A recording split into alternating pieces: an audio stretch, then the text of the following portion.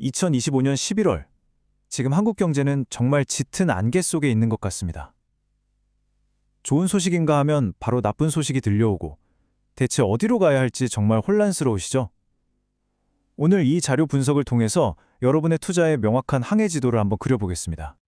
바로 이거예요. 지금 많은 분들이 느끼는 혼란의 핵심이죠. 한쪽에서는 막 장밋빛 전망이 쏟아지는데 다른 쪽에서는 계속해서 경고음이 울리고 있단 말이죠. 자, 이걸 한번 보세요. 정말 극과 극 아닙니까? 한쪽에서는 현대차랑 삼성이 앞으로 수백조 원을 쏟아붓겠다고 희망적인 얘기를 하는데 다른 한쪽에서는 KDI 같은 국책연구기관이 내년 성장률 0.8%에 그칠 겁니다 하고 찬물을 끼얹는 격이에요. 여기에 코스피는 하루 만에 4% 가까이 뚝 떨어졌고요. 이런 상반된 신호들 속에서 우리는 대체 뭘 믿고 어떻게 중심을 잡아야 할까요? 그래서 결국 가장 중요한 질문은 바로 이것으로 귀결됩니다.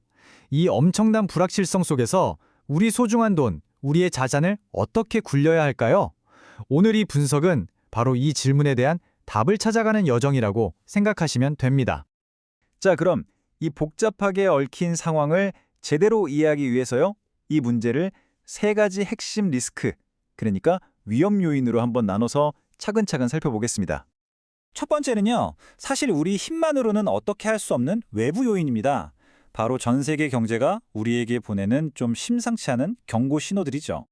일단 OECD나 세계은행 같은 국제기구부터가 경고등을 켰어요. 세계 경제 성장세가 꺾이고 있다는 거죠. 여기에 곧 발표될 미국의 중요한 경제지표 결과에 따라서 시장이 또 한 번 출렁일 수 있고요. 점점 높아지는 무역 장벽은 수출로 먹고 사는 우리 경제에겐 정말 직접적인 타격입니다. 특히 저기 보이는 2조 달러 규모의 3호 대출 시장이라는 거, 저건 규제 밖에 있는 거대한 돈 시장인데 저기서 부실 우려까지 나오고 있어서 그야말로 세계 경제의 먹구름이 아주 짙게 깔려 있는 상황입니다. 자, 이제 시선을 우리 안으로 한번 돌려보죠. 한국 시장 내부 상황도 결코 만만치가 않습니다. 1,470원. 와, 이 숫자가 현재 우리 경제의 불안감을 딱 상징적으로 보여주는 것 같아요.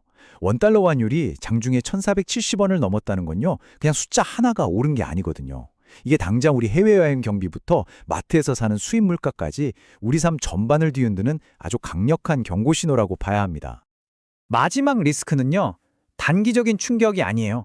이건 한국 경제의 체질 자체가 근본부터 변하고 있다는 신호입니다. 이 그래프가 보여주는 변화, 이거 정말 중요합니다. 보세요. 2026년에는 서비스업 성장률이 2.0%로 그동안 한국 경제를 쭉 이끌어왔던 제조업의 1.5%를 앞지를 거라는 전망이에요. 이건 그냥 숫자가 뒤바뀌는 게 아닙니다. 우리나라 경제의 성장 엔진이 제조업에서 서비스업으로 넘어가고 있다는 뜻이고요. 이건 결국 우리의 투자 방향 역시 이 거대한 흐름을 놓치면 안 된다는 걸 의미하죠. 자, 지금까지 우리가 마주한 리스크들을 쭉 살펴봤습니다. 좀 답답하셨죠? 하지만 이제부터가 진짜 중요합니다. 이 문제들을 바탕으로 해결책, 즉 우리의 전략을 세워볼 시간이니까요. 핵심은 이거예요. 미래를 점쟁이처럼 맞추려고 애쓰는 게 아니라 어떤 미래가 오더라도 괜찮도록 단단하게 준비하는 겁니다. 저는 이 비유가 지금 상황에 딱 맞는다고 생각해요. 우리는 지금 당장 내일 날씨도 알 수 없는 여행을 떠나는 것과 같거든요.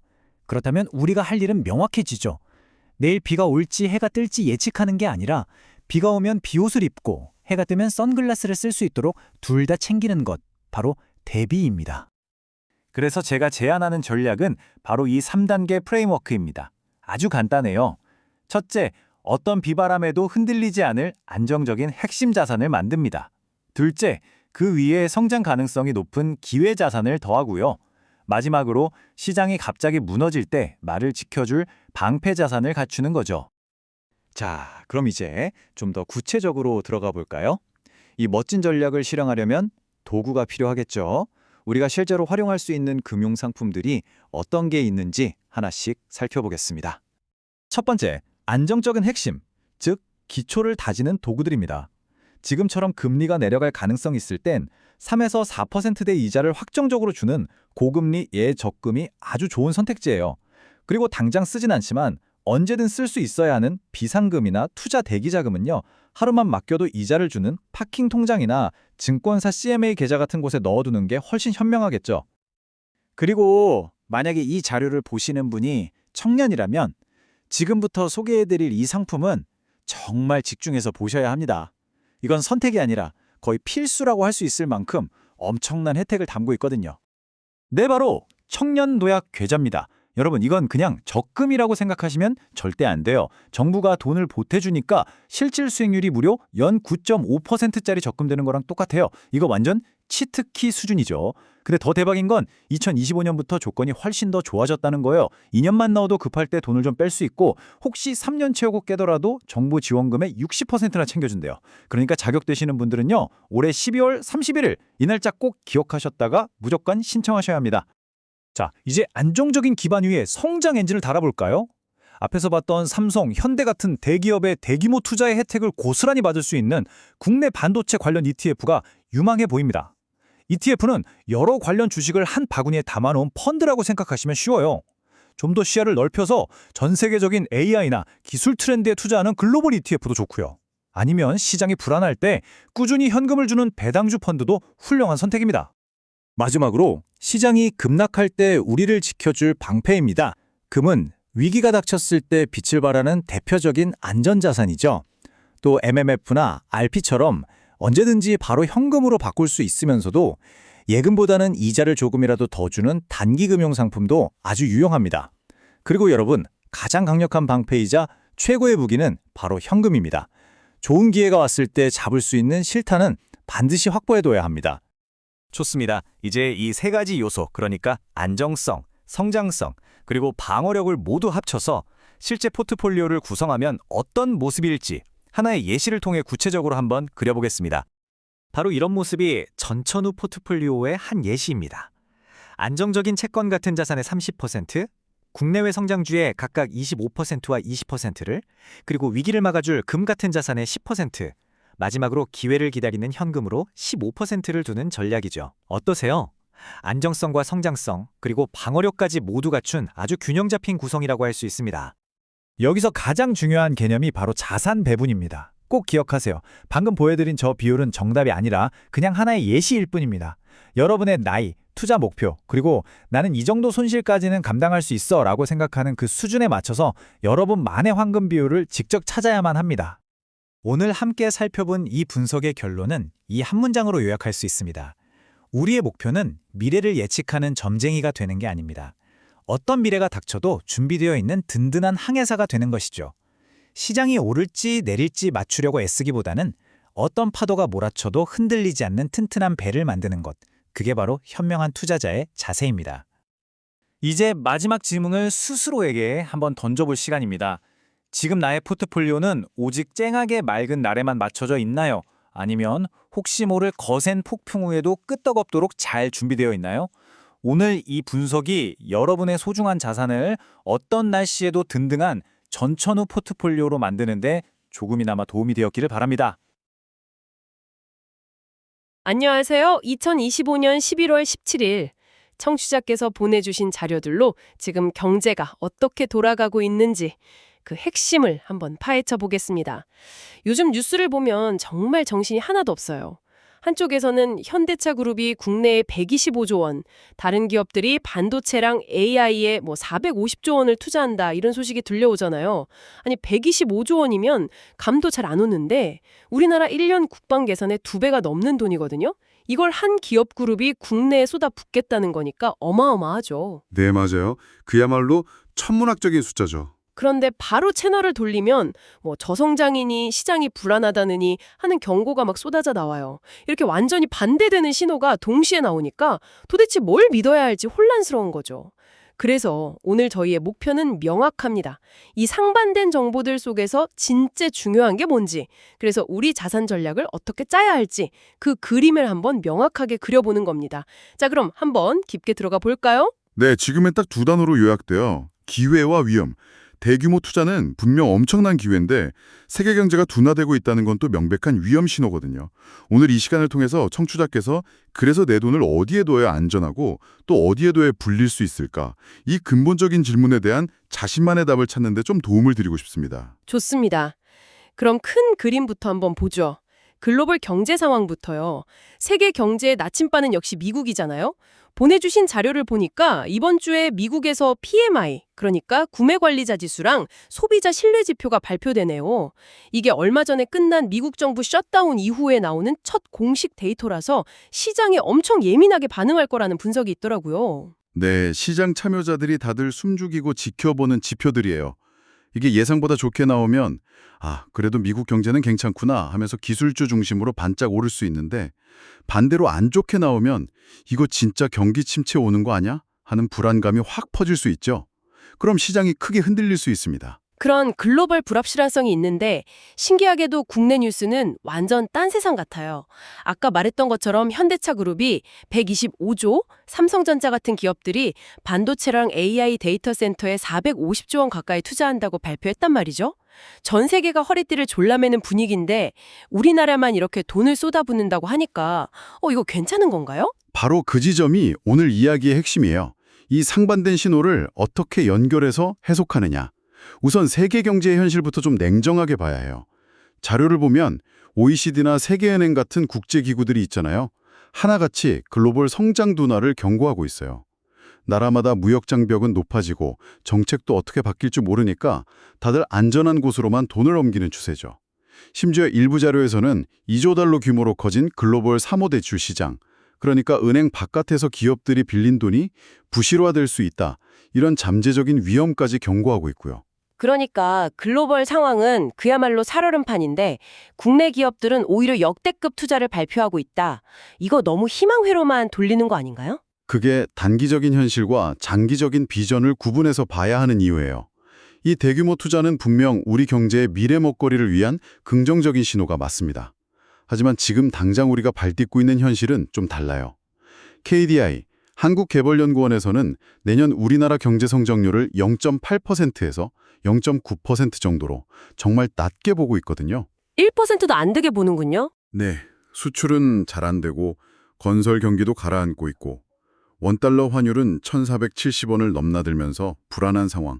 이게 지금의 현실인 거죠. 와, 단기적인 고통과 장기적인 희망이 정면으로 충돌하고 있는 상황이네요. 정확해요. 그리고 여기서 정말 흥미로운 데이터가 하나 있어요. 청취자께서 보내주신 자료 중에 눈에 띄는 부분이었는데 내년부터 서비스업의 부가가치 성장률이 약 2.0%로 제조업 성장률 1.5%를 앞지를 거라는 전망이 나와요. 잠깐만요. 그거 정말 중요한 지적인데요. 우리가 늘 한국 경제 이꼴 제조업 수출 이렇게 생각해 왔는데 그 공식이 깨지고 있다는 거잖아요. 그럼 우리가 앞으로 돈 벌 기회를 찾아야 할 곳도 제조업 공장이 아니라 다른 곳이라는 의미가 될 수 있겠네요. 바로 그거예요. 인구 고령화 때문에 보건이나 헬스케어 수요는 계속 늘고 다시 여행객도 많아지면서 우리 경제의 무게중심이 전통적인 제조업에서 내수 기반의 서비스업으로 이동하고 있다. 이런 아주 중요한 구조적 변화의 신호인 거죠. 알겠습니다. 정리해보면 세계 경제는 둔화되고 우리나라도 당장은 저성장으로 힘든 게 현실. 하지만 그 안에서도 미래를 위한 대규모 투자가 이뤄지고 있고 경제 체질 자체가 제조업에서 서비스업으로 바뀌는 큰 변화가 일어나고 있다는 거군요. 와, 머리가 더 복잡해지는 것 같아요. 그래서 도대체 우리 돈은 어디로 가야 하는 걸까요? 안전하게 지켜야 해요? 아니면 이 변화에 베팅해야 해요? 이제 그 질문에 대한 답을 찾아봐야죠. 구체적인 금융상품 전략을 투자 성향에 맞춰서 한 3가지로 나눠서 이야기해 볼게요. 먼저 나는 무조건 안정이 최우선이다 하는 분들을 위한 전략부터 시작해 볼까요? 네, 요즘 같은 때에는 이런 분들이 가장 많을 것 같아요. 만약 청취자께서 청년이라면 다른 건 다 제쳐두고 청년 도약계좌부터 확인해야 해요. 자료를 보니까 2025년부터 혜택이 엄청 좋아지더라고요. 정부가 보태주는 돈이 월 최대 33,000원으로 늘어나고 급전이 필요할 때를 대비해서 2년만 유지해도 일부를 뺄 수 있게 바뀌어요. 아, 유연성도 높아지는군요. 네, 이게 2025년 12월 31일에 판매가 끝나니까 조건이 된다면 무조건 가입해야 하는 상품이에요. 실질적인 수익률이 연 9%대 적금이랑 맞먹는 수준이거든요. 연 9%요? 와, 이건 정말 놓치면 안 되는 꿀팁이네요. 그럼 청년이 아닌 경우에는 어떤 안정적인 상품이 있을까요? 지금 금리가 앞으로 내려갈 가능성이 높다고들 보잖아요. 그렇다면 지금처럼 상대적으로 금리가 높을 때 고금리 정기예금이나 적금에 가입해서 높은 금리를 박제해두는 전략이 아주 유리해요. 아, 금리를 묶어두는 거군요. 맞습니다. 그리고 시장이 불안할 땐 언제든 쓸 수 있는 현금을 확보하는 게 정말 중요해요. 그래서 하루만 맡겨도 이자가 붙는 파킹 통장이나 CMA, MMF 같은 상품들이 필요한 거죠. CMA나 MMF는 들어는 봤는데 정확히 뭔지 헷갈릴 때가 많아요. 쉽게 말해서 증권사 버전의 고금리 파킹 통장이라고 생각하시면 편해요. 증권사에서 취급하는 단기 금융상품인데 은행 파킹 통장보다 금리가 조금 더 높은 경우가 많죠. 아하. 이런 곳에 현금을 보관하면서 리스크를 관리하는 거예요. 물론 금 같은 대표적인 안전자산도 포트폴리오의 일부로 가져가는 것도 좋은 방법이고요. 알겠습니다. 일단 안전하게 방어하는 전략은 알겠는데 사실 좀 답답하잖아요. 나는 위험한 건 싫지만 그래도 은행 이자보다는 조금 더 벌고 싶다 하는 분들이 대부분일 텐데 그런 분들을 위한 중간 지점은 없을까요? 좋은 질문이에요.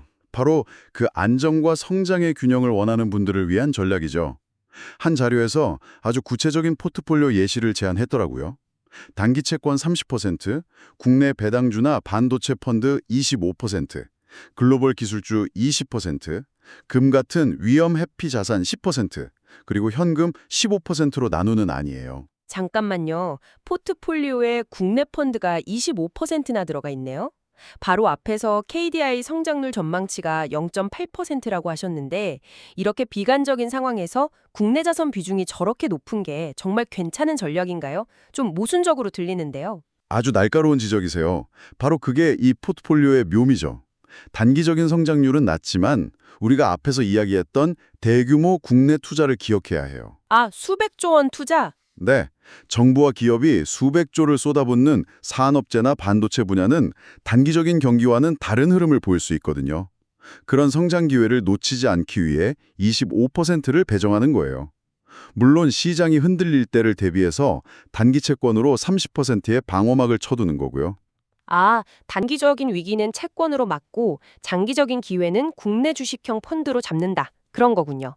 그럼 글로벌 기술주 20%는 성장을 위한 공격수 역할이겠네요. 맞아요. AI나 반도체 같은 분야의 장기적인 성장 잠재력을 보고 담는 거죠. 여기에 더해서 아까 우리가 놀랐던 서비스업의 성장을 포트폴리오에 녹여보는 것도 좋은 전략이 될 수 있어요. 아, 헬스케어나 여행 같은. 네, 그런 내수 기반 우량 기업들의 관심을 가져보는 거죠. 마지막으로 금 10%와 현금 15%는 예상치 못한 위기에 대비하는 보험이고요. 와, 안정성과 성장성 두 마리 토끼를 다 잡으려는 아주 정교한 전략이네요. 그럼 마지막으로 나는 좀 더 화끈하게 가고 싶다. 성장에 베팅하고 싶은 분들을 위한 선택지는 뭐가 있을까요? 그런 분들은 당연히 글로벌 기술주에 가장 먼저 눈이 가겠죠. 특히 AI나 반도체 관련 기술주들을 모아놓은 ETF 같은 상품들이요. ETF요? 네, ETF는 특정 분야의 여러 주식을 한 번에 사는 주식 꾸러미라고 생각하시면 돼요. 개별 기업에 투자하는 것보다 위험을 분산시킬 수 있죠. 물론 미국 지표 발표에 따라 단기적인 변동성은 크겠지만 장기적인 성장 동력으로 삼기에는 여전히 매력적이라는 분석이 많아요. 기술주 말고 다른 선택지도 있을까요? 신흥국 시장도 대안이 될 수 있습니다. 자료에서는 특히 베트남처럼 성장세가 뚜렷한 동남아시아 시장 펀드를 언급하고 있더라고요. 다만 이건 정말 명확하게 알아야 해요. 기대 수익률이 높은 만큼 위험도 엄청나게 크다는 걸요. 하이 리스크, 하이 리턴이군요. 네, 그래서 이런 상품은 몰빵하면 절대 안 되고 내 전체 포트폴리오의 일부, 아주 작은 부분으로만 담아서 접근하는 게 현명해요. 알겠습니다. 안정형부터 공격형까지 각자 입맛에 맞게 고를 수 있는 다양한 전략들을 살펴봤네요. 오늘 이야기를 한 문장으로 정리해보면 불확실성이라는 안개 속에서 나만의 지도를 만드는 법이었던 것 같아요. 한쪽으로 쏠리기보다는 예적금이나 채권 같은 안정적인 자산으로 중심을 단단히 잡고 일부는 국내외 성장 가능성에 투자하면서 항상 현금이라는 비상카드를 손에 쥐고 있는 전략. 이게 중요해 보이네요. 정확하게 요약해 주셨네요. 오늘 다양한 상품과 전략을 살펴봤는데 청취자께서 마지막으로 한 가지 더 깊이 생각해 보셨으면 하는 질문이 있어요. 단순히 어떤 상품을 살까를 넘어서는 좀 더 근본적인 질문이에요. 어떤 질문이죠? 만약 오늘 우리가 이야기 나눈 이 저성장과 불확실성이 잠깐 겪고 지나가는 일시적인 현상이 아니라 앞으로 계속될 새로운 표준, 즉 뉴노멀이라면 어떻게 하시겠어요? 아, 그게 만약 새로운 표준이라면 네, 그런 세상에서 당신의 자산 포트폴리오는 기회를 공격적으로 찾아 나서는 것과 지금 가진 것을 안전하게 지키는 것 중에서 과연 어느 쪽에 더 무게를 두어야 할까요? 이 질문에 대한 당신의 답이 앞으로의 모든 금융 결정을 이끌어가는 가장 중요한 기준점이 될 겁니다.